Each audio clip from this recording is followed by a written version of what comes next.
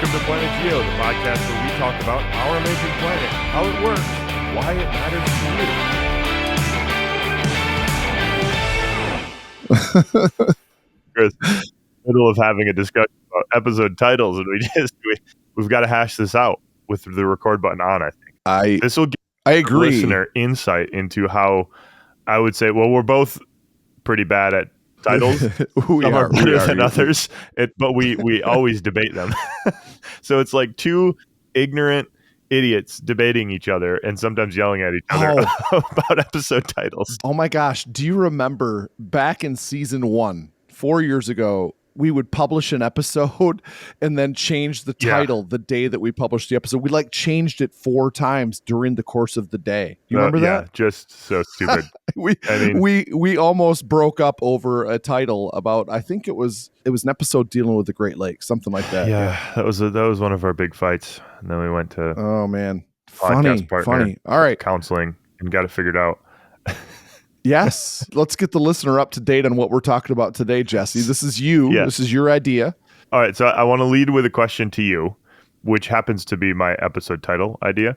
Well, okay. The backstory here is I was asked to write a review chapter, really, for this big book. It's called A Treatise on Geochemistry. It's kind of like a graduate student's handbook for geochemistry. It covers everything. There's chapters on everything from the composition of the continental crust to what we know about large, low shear velocity provinces and the deep mantle, et cetera, but all geochemistry related. Is this a collaboration, this book? The book, yeah. So there'll be the way this works, there'll be a lead editor and several editors that are kind of sectional editors. And what they do is they go around and ask people to write specific review chapters.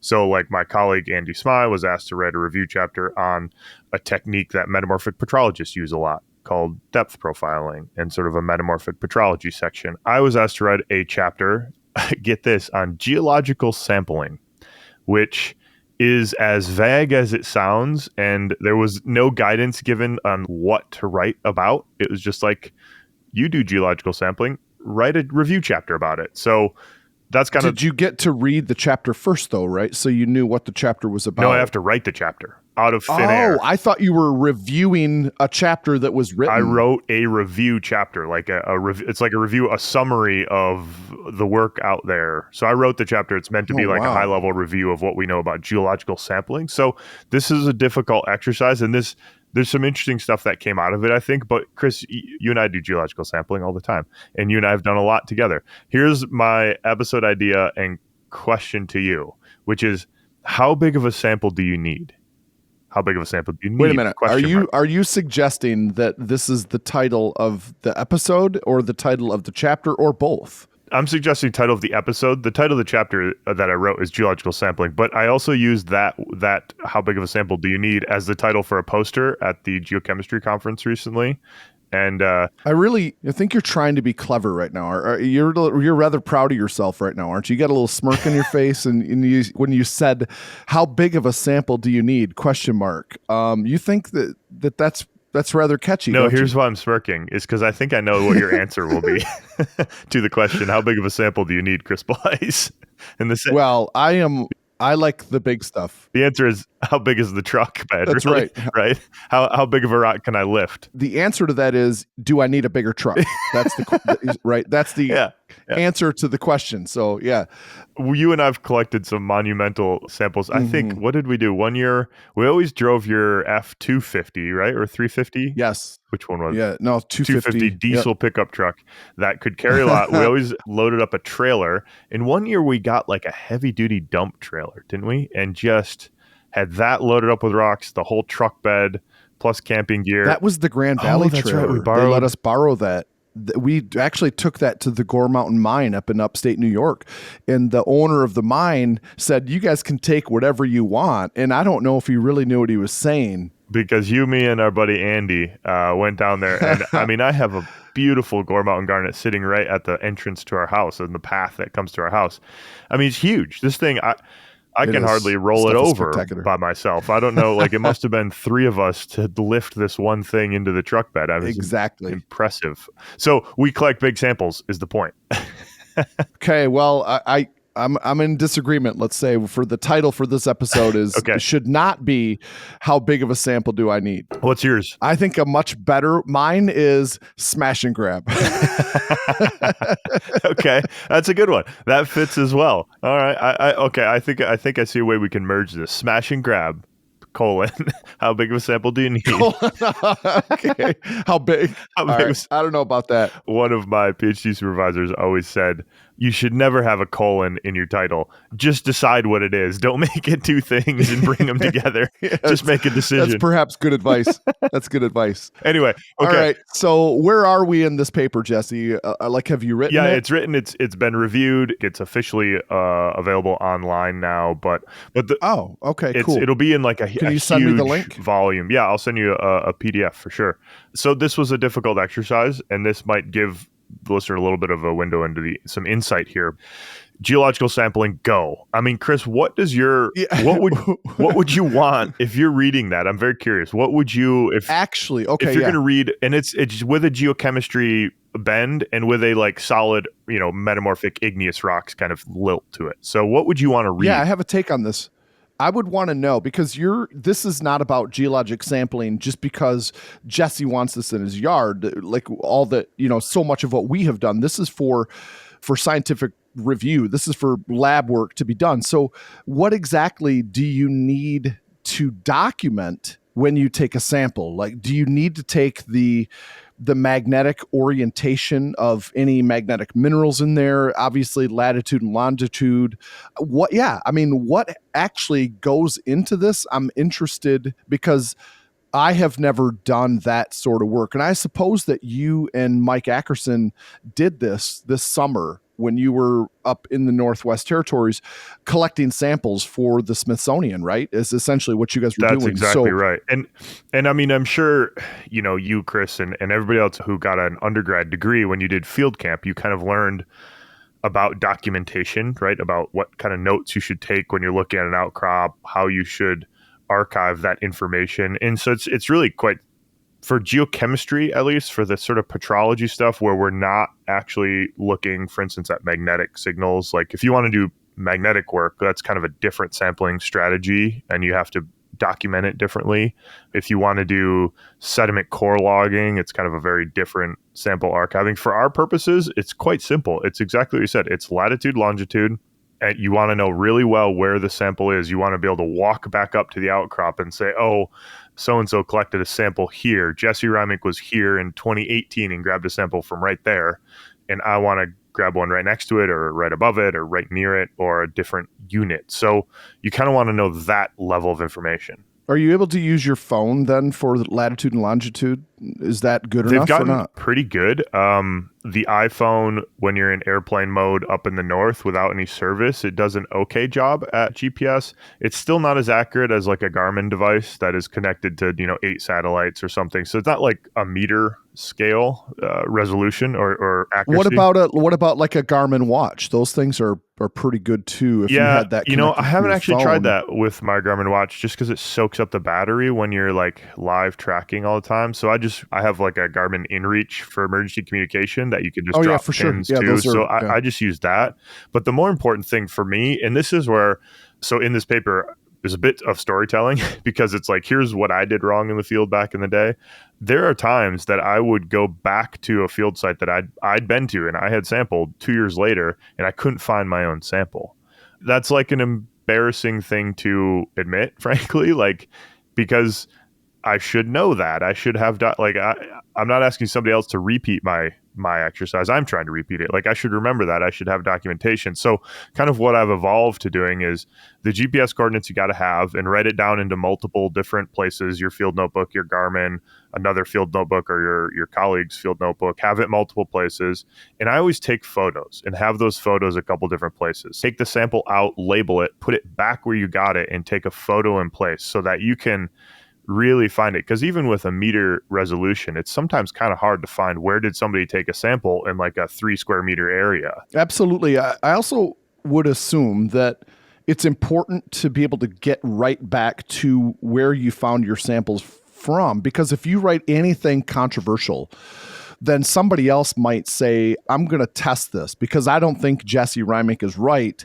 I'm going to go back there and come to my own conclusions. Totally. Is that a part of the process? And does that ever actually happen? Absolutely. It's I think a very common part of the process. And Chris, you and I have this experience from like banging around in the Black Hills looking for, I remember looking for Absolutely. the starlights. We were trying to get starlights out of this schist and we ended up finding them eventually, but the descriptions are like, okay, there wasn't a GPS coordinate, I don't believe, but it was pretty specific. It was like you drive along, highway, whatever, you turn left on this road, you drive for 1.2 miles, you get off and you hike 120 meters into the woods and there's a little round outcrop or is something like quite specific.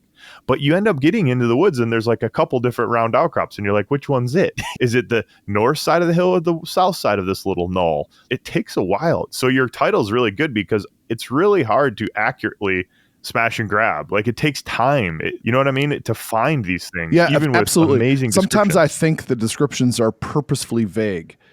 I don't know. Maybe that's to protect the site. I'm not sure. So here's I don't my know. take on that is, and because I've done this, I've felt this. When you're out in the field and you're doing your own work and you're collecting samples of rocks that nobody sampled really before or looked at, and you're on week 2, it gets to be a lot like work.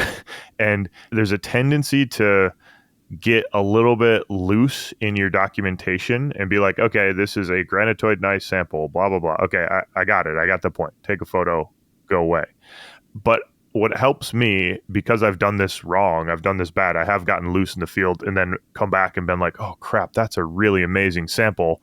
I need to go back there and get more. And you go back there and you're like, crap, I took kind of lazy field notes. Like I can't exactly find it. Or like I took one photo and I lost it.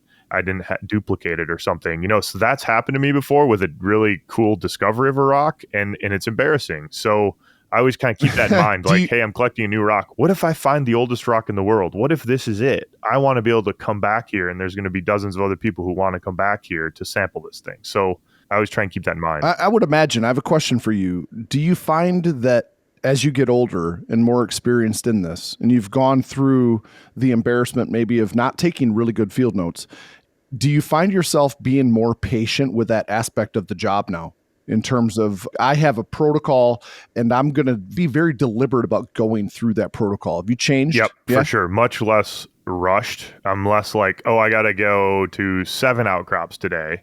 If I get 5 and I document them really well, that's good. So that's like a win. That's a good day, as opposed to 7 and doing it kind of quick and dirty. You know what I mean? So for sure that has kind of happened. So some of this writing was kind of like just personal takeout because like I've screwed up before and hasn't turned into a massive embarrassment. But there are people, and this goes back to your phrase of whoever sees the most rocks is the best geologist.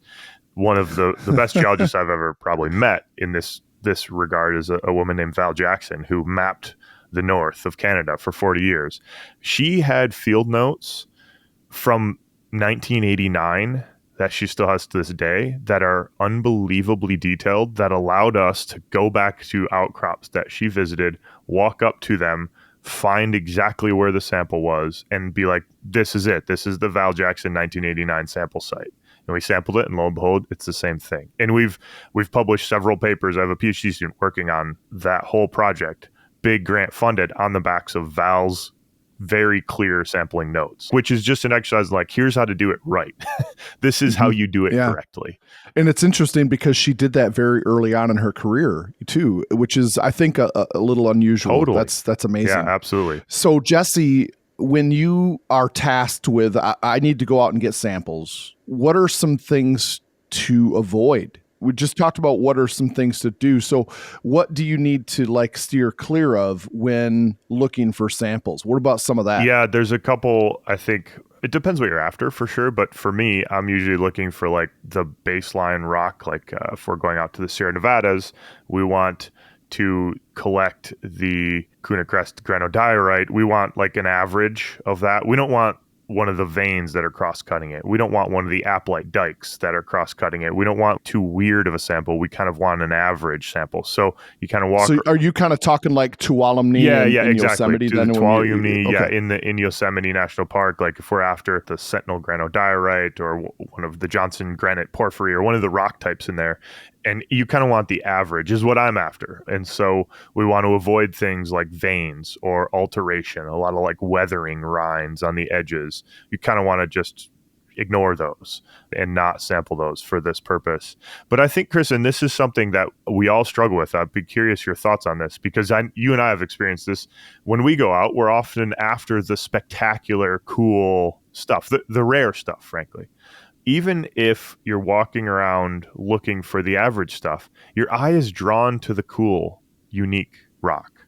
I think there's always a little bit of a bias in sampling. Like I don't know, Chris, if I was like, okay, go sample the Gore Mountain mine, how would you go about doing it? Because it'd be hard to Where are the biggest garnets in the prettiest gabbro around in the host rock? And which one has the best, like, I don't know, the halo around the garnet. Yeah, what we talked about like last episode or Absolutely. 2 episodes ago. That's right? what I'm looking for. Totally. And that's the coolest. And that's what we got. If you're going to study it, I want that one. I want to study that one. But it's perhaps not the best ever. So there's always this bias towards like coolness that we all kind of have, or uniqueness, or so it's a difficult thing. You have to really fight to kind of avoid that a bit. Oh, so you're talking about avoid the I don't like this because I want to do the pretty stuff and I don't want to do. Is that what you're saying? Kind of. Okay. I mean, I think there's certainly times when you want to. Like if I said, Chris, let's do a project where we want to understand if we want to understand how the spectacular garnets formed, then we go for the spectacular garnets. But if we want to understand how the rock itself, like what is the tectonic setting of the rock itself, the most spectacular, weirdest garnets are probably not the best. We might want to get more of an average, which is gotcha, a little bit more of a boring rock in the same quarry or something like that. That's not a great example, but that kind of makes sense. Like how do you find this? Because when we're going out on our rock collecting trips, it's like we're always looking for cool, unique, spectacular. Absolutely. How much important stuff do you think we sort of skip over? I'd guess a lot, probably. Yeah, I would assume so. But the other side of that, though, is that when you're looking for these very hard to find locations, just the number of mileage and walking and often driving that you do, you get to see the variety also. That's true. And sometimes then you find things you didn't expect. You and I have personally had this experience, I think, many times, where we come across things that are just absolutely beautiful specimens. And we get to sit there and talk about, but that's not what we were after. We were looking for something else. That's true. Yeah, no, that's a very good point. I mean, what is the one? I remember a couple from the Black Hills. We were just kind of like driving along, or we're like walking along, and then you're like, oh, we can't find it. You go back to the guidebook, and then there's a sentence in there that catches your eye. When I think of that, I think of the Minnetonka Formation in the Black Hills. That we weren't looking for that. But then we found it to be a striking rock formation, actually, and so we did some collecting with it. Yeah, absolutely. Yeah. No, that's a good example. So there's always something interesting about most rocks, but walking over them just with a singular focus can kind of be. You kind of have to, but it can also be. You can also miss stuff with it. Yeah, I'm actually just right now beginning to introduce rocks and the rock cycle to my young freshman earth science students. And so I'm trying just to get it across the board, like just take a swipe at it. Like why is this important? And you start to think about the amount of information that you can get from a rock that you have in your hand. If you can pick that rock up and you can classify it as, are you sedimentary, are you igneous, are you metamorphic? And once you can like get to that point, then the information that you can get just from 10 seconds of holding it in your hand is actually amazing. Yeah, totally. The story that rock has to tell, So that's where I'm at right now. I'm trying to convince my students that I am not a total nut job and that this is actually awesome stuff. How's that going? Well, it's a work in progress. I'm on it. You can update us next week. I'm up to the task, though. Absolutely. Yeah, you can update us over the next couple of weeks. Whether you've okay. It's hard to lie to high schoolers. They're pretty good at picking up on your lies. I'm not lying, though. Oh, you think you're normal? I do. Yeah. I'm not lying to them. Yeah. You're really normal, Chris. Oh, okay. My goodness. All right.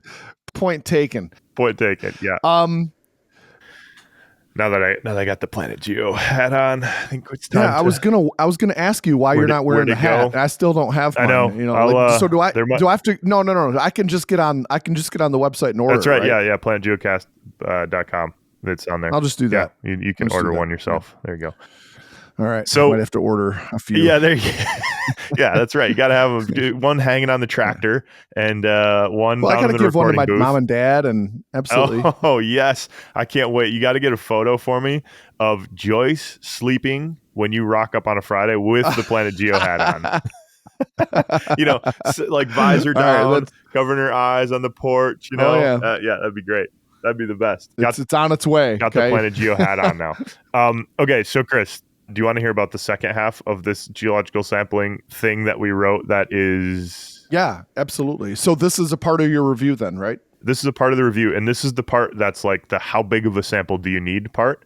So the backstory here is again something I did wrong, I think. My Okay. PhD supervisor, Of Tom course. Chaco, who's a great scientist, just an overall amazing human being. I asked him to help write this review chapter with me, and he wanted to do a test of the statistics of geochemical sampling. And what I mean by that is there's a whole bunch of there's some literature out there on, if you think, Chris, of the Gore Mountain amphibolite, or pick your average granite. A granite is a coarse grained rock, right? It has grain sizes you can see.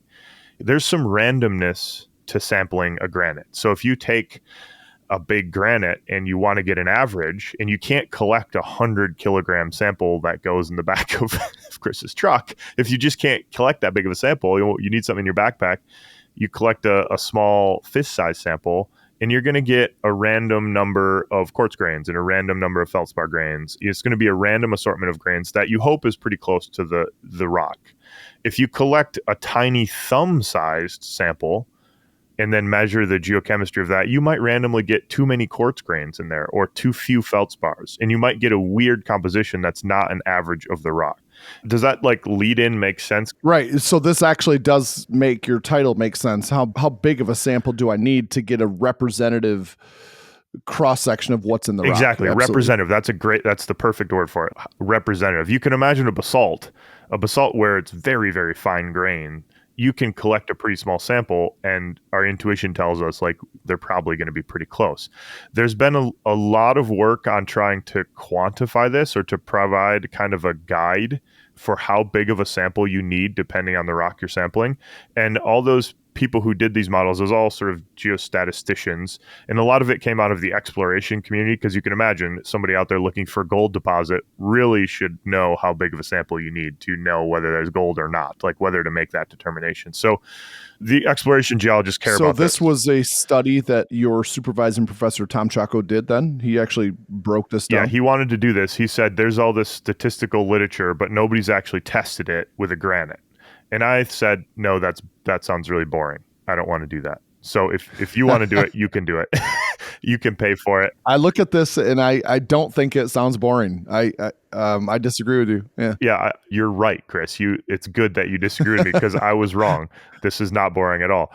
So what Tom did is he went to the granite countertop store and found a big offcut piece of a granite countertop. It's a K feldspar, what we call K feldspar megacrystic. We've talked about this with the Sierra Nevadas. It has big K feldspar grains in it, and then quartz, biotite, all the other granite minerals. So the megacrysts, are they surrounded by smaller crystals? Yes. Then? So it's like big floating. Okay, so you're gonna have variability in that. Exactly. Okay, a absolutely. lot. So he got this rock from the granite countertop store. It's called Sapphire Brown is the trade name, but it's actually so a dumb. granite. Yeah, I know, right? Yeah. So he took this huge slab, took it back, and he broke it apart into a bunch of different size pieces. He took 1 kilogram size and did that 5 times, took 5 1 kilogram samples, took 5 2 kilogram, etc. A bunch of different sizes of samples, did it 5 times, and then sent all those to the lab and said, measure the geochemistry of all these different sizes for me. So what we get now is sample size versus the variability, because we have 5 replicates, so we can see how scattered the silica concentration or the potassium concentration is in those 5 kind of replicates of each size, because they should all be the same if it's a really good average. And what you see is the small samples, like a half a kilogram sample, like a 1 pound sample. There's a lot of variability because the K feldspar grains are quite big. So anyway, we did this thing. Well, I can claim we now, because Tom really did it. And it turns out it was amazingly interesting, because all the statistics that people had done before were wrong. And Tom tested this, really did a test of how good are the statistics. And the statistics were wrong because they didn't really account for this thing we call closure in geochemistry, where when you grab a sample of a rock, you have 100% of the minerals in that sample. You always have to think in terms of 100%. So that's what we call closure. So what was the size where when you went above a certain size, then it all evened out? What was that? What essentially the It's closure? extremely dependent upon the rock that you have in front of you. So what we ended up doing is redoing the statistical model with a method we call Monte Carlo simulations. And we have talked about Monte Carlo. This is going back a couple years ago, but basically you just do random simulations 1,000, 10,000 times. What we did is we built upon this earlier statistical work, and you could build a synthetic rock. So now we have a little program that says, okay, Chris, what minerals are in your rock? What's the composition? So do you have K feldspar, quartz, biotite, amphibole? Okay, you've got those minerals. What are the grain sizes and how much of those minerals are in the rock? So you put that into your model, and then you can spit out a sample size that you might want that would give you a certain variability on your potassium content or something. Yeah. What about the variability within the rock in terms of, grain size, texture? What a porphyritic rock is, that's another wrinkle in the equation. At the yes? moment, it is the question, right? Our model gets close, but not perfect to reality because we did this reality test. And the modeling gets close, but not perfect because of exactly what you're describing. Like not every K feldspar grain is 1 centimeter by 2 centimeters by 1 centimeter or whatever, right? So there are ways. So can we get to? I'm excited here. Can we get to the end? Can we get to the number? What is the number for the rock that, like the megacrystal granite? Yeah. So if you're walking across the Sierra Nevadas, the big K feldspar megacrystic, you see the big K feldspar megacrystal, you have to collect about a 20 kilogram sample to get. Oh my gosh. Okay. That I did not expect that number. It's shocking, right? Because that's like a 42-pound rock. Because the K feldspars, they're like 10 centimeters. Those things are huge suckers, right? Like, they are. They're the size of a baseball. If you want to get a potassium content that's plus or minus 1%, so the potassium in that rock is like 6% of the rock. I don't know, maybe that's too high. 4 or 5% of the rock is potassium. If you want to get plus or minus 1%, you have to collect like a 20 to 25 kilogram sample, a huge sample.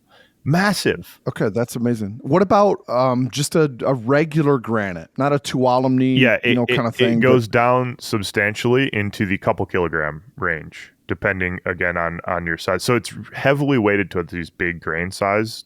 Did you do one for, say, basalt? Yeah, basalt's very small. You can do 500 grams. I mean, even if it has small porphyroblasts, like if it has sort of phenocryst, feldspar phenocryst, or olivine phenocryst, just because the background rock is so small, the grain size is so small, you can collect a pretty small one, a small sample, and it's pretty accurate. So we talked about the Gore Mountain garnet. We put the Gore Mountain garnet. We didn't test this empirically, like we didn't subsample the Gore Mountain garnet, but we put it into our model, and it says that you need like an 80 kilogram sample to get. I have one. Yeah, and you cannot have it.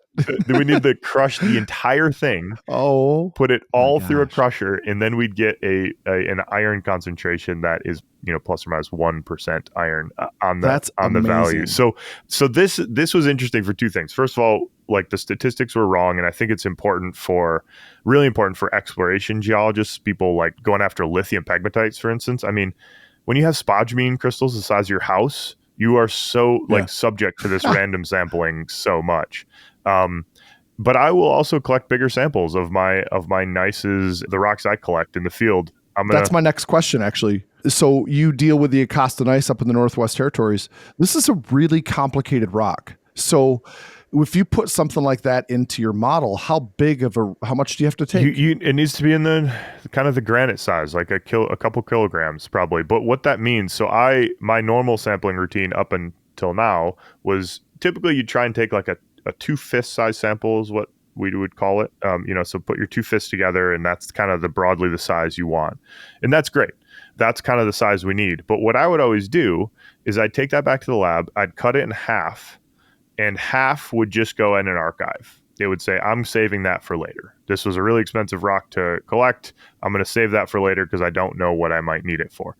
And then I'd deal with a 1 fist size sample, and I'd crush that up, and I would separate some of it and leave the crushed bit for later. So I'd end up only really analyzing less than I need to, like less than the 1 or 2 kilograms. So really what I need to do is either crush the full sample, the full fist size sample, or I need to collect a doubly big one, a bigger sample so that you can do so I your could cut it in process. half. Yes. Exactly. Yeah. So well, to me, that makes sense, but it is expensive, especially if you're on a float plane. You have to be leery of weight and all those things, weight and space. suddenly you're collecting more samples, but you're already up there. So what we did this past summer was we collected big samples because we had the space and time and we were already up there. Do you ever get to collect just like, all right, I'm going to collect this for scientific purposes, but this is too awesome of a rock. I need to have one too. Do you ever get to do that or not? Not for... Well, it says we could have this conversation with Mike. Like Mike Ackerson's not allowed to have a personal collection, actually, as a museum curator at the Smithsonian, because you can imagine, like, if you're Gabby Farfan, who we interviewed, if she's a gem collector, she's going off and saying, "I have $1 million to buy a diamond from here, and I'll buy it from you if you give me that little one by the side for my own personal collection for free." You could imagine people doing deals like that. I'm not saying Gabby doesn't and would never, but that's why these rules are in place for people like Mike. So does that mean that Mike can't have the kind of stuff that I have in my front yard around my flower gardens and so on? Like he couldn't have that? Technically, he's not allowed, to have that kind of a collection, I think. For me, I do take some samples that are quote unquote personal, but they're usually not for my yard. Like I don't have anything in my yard that I collected with research money. They'll sit in my office and I'll usually have them because they're great teaching ones. Like usually those spectacular ones are great teaching tools, and you can take them into my intro level class. I bring in a beautiful Acosta Gneiss sample that I haven't cut at all because I want to bring it in and say, look, this is the oldest rock in the world. Look how pretty it is. Hold it in your hands, do the ooh and ah over it. So I do stuff like that, and I have given out, what I have taken is like a kind of a grab bag of little chips of the old rocks. So I have a bucket sitting in my office, and I'll take those when I give talks, like public science talks. And usually if somebody comes up afterwards or asks a couple really good questions and are clearly interested, I'll give them a piece. I mean, I had one that I cut into a little coaster. It was a 4 billion year old rock, and I was giving a talk here at a local distillery, and a guy came up to me, was super interested, asking a lot of questions, like just really enthused about old rocks. He had a rock collection at home. He brought his wife up and introduced his wife to me and stuff. And so I gave him one, and I gave him this piece and said, yeah, here's a piece of the oldest rock in the world. It's a coaster and it's yours if you promise to use it. And he looked at me and he almost got like teary eyed. He was like so appreciative. So I do like stuff like that where people, for me, it's I'm using research funds to do that, but it's clearly inspiring other people, right? It's clearly like for outreach purposes. It's not for me to have cool rocks in my house or something, I guess, if that makes sense. I know. I get it. Yeah, that's really interesting. Similar experience just last week. We're doing mineral identification and with my freshman earth science, and a kid just kept commenting that, and he's just a really neat person. He's very out there and enthusiastic, and he just loves amethyst. And so I just, walked back and grabbed some of my own personal amethyst stuff, and I gave him it was a chunk of a geode, that I gave him. And he was same thing, just blown away. Like, oh, what? You're giving this to me? Yes. I mean, it's so cool. Just don't lose it. It's cool to be able to do that. And I think inspire the next generation, really, or inspire people, even if they don't go into geology like this kid, even if he doesn't become a geologist, he's always going to have that passion in his brain. He's always going to have that amethyst crystal somewhere, right? I mean, and it might be the seed to an entire career, or it might just be somebody who continues to appreciate our earth in the way that he remembers Chris Bullhead's teaching him, which is great either way. So I have one question for you to end on here, Chris. And this is, well, it's partially related to this geological sampling chapter we talked about, but this is a big issue that Mike Ackerson deals with all the time being at the Smithsonian, and every university out there deals with, because I, over my career thus far, have collected a ton of, tons, literally tons of samples. I have probably 100 5-gallon buckets full of research samples that are sitting, and the university has to figure out how to deal with these sample collections and where do they go and what do they do with it. So have you thought, you're a lot closer to retirement than I am, have you thought about what is going to happen to all of the classroom rocks? Your personal ones will stay in your yard, but the ones in the classroom, what's going to happen to those? Do you have a plan in place for your kind of teaching archive or collection? Absolutely. What's going to happen? They stay in the school. They stay there, and somebody else, is there like another young teacher who will like inherit them or use them, or? That's a work in progress still. We just have a lot of retirements happening right now. I happened to come in at a time where we were just hiring massively, and now a lot of those people are retiring and moving on, and so yeah, we're replacing those kinds of people. And when they replace me, then yeah, I hope that somebody will want them and use them. It's the same with research collections, but like people retire and they don't replace.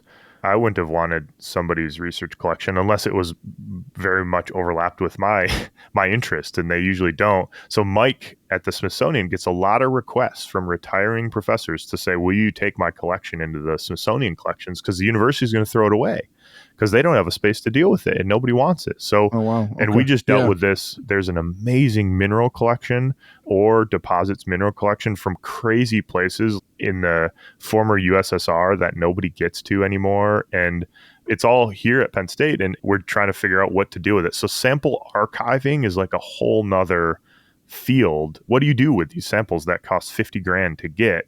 And now they're sitting there, and for various reasons, they ended up not being worked on. But we still want to hang on to them because they have value. So it's a whole nother. I mean, with my collection, it also just adds to the aesthetic of the room. I mean, you walk in there and it's an earth science room. You can just feel it. And so even if they aren't going to be used in the ways that I use them, that still adds to the whole atmosphere of the whole that setting. You're totally right. You're absolutely right. It's thousands of samples, literally, and they're all cataloged and pretty, labeled, and they're minerals. They're sort of an amazing archive. I mean, my PhD supervisor, Tom Giacco, he's not too far away from retiring, and we've had this conversation. He's like, I want you to have, if you're willing, I want you to take all my Acosta samples, because the University of Alberta is going to dump them. And there are a lot I collected in my PhD. There are a lot that he collected before and after.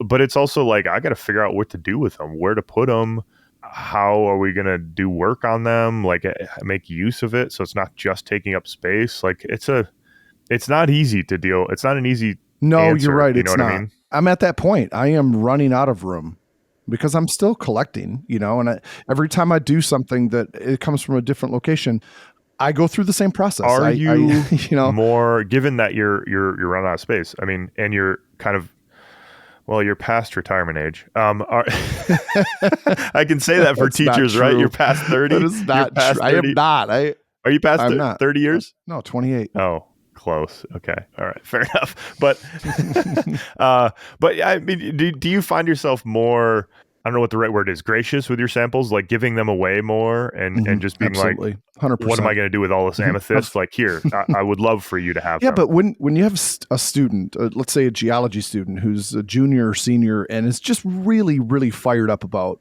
everything that you're doing, and then they express an interest in something, and I'm like, well, wait a minute, I have 2 of that. I don't need that.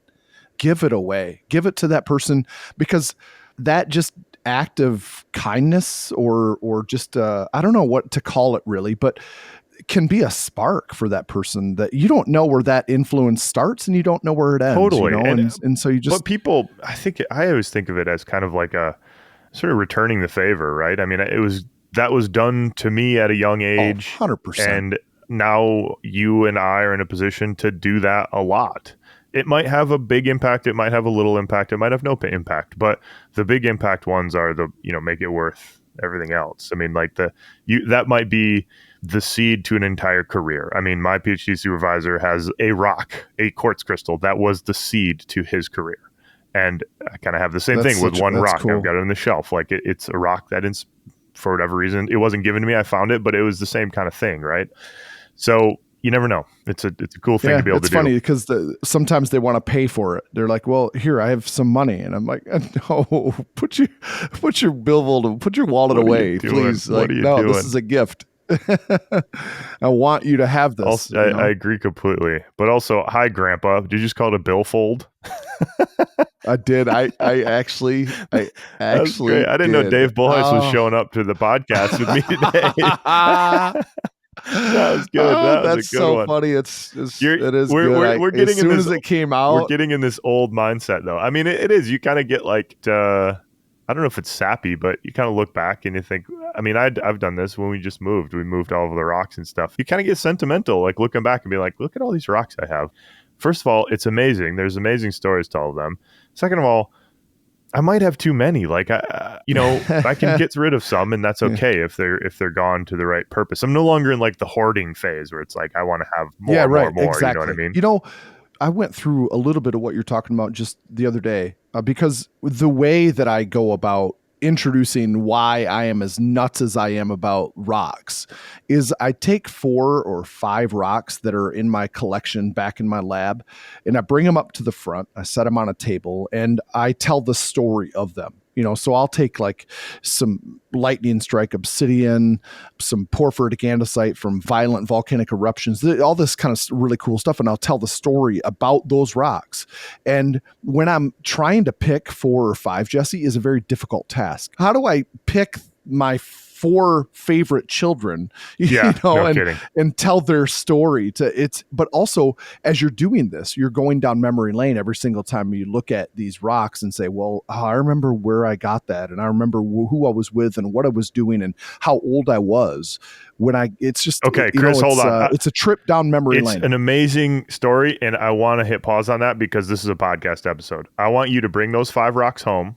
You're going to tell the story of each of those rocks, and we're going to hit record, and I'm going to listen. I'm going to ask questions, and I think that's a really cool way to introduce why you're a rock nerd. And anybody listening to this who's listened to more than one episode knows that already, but in a more detailed, intimate way. I think that's really important. So, all right, well, let's do that. Okay, bring them home. Okay. If you're done with them, bring them home, and we'll do it. I'll be done with them tomorrow. Okay, perfect. Bring them home, and we'll record one here in the next couple weeks. Okay. All right, cool.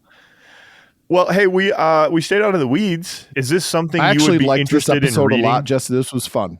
Yeah, I want you to send me the link. Yeah, for sure. Yeah, I mean, that's what the goal was, but I'm sure there's a bunch. When these big vague titles, it's hard to know what.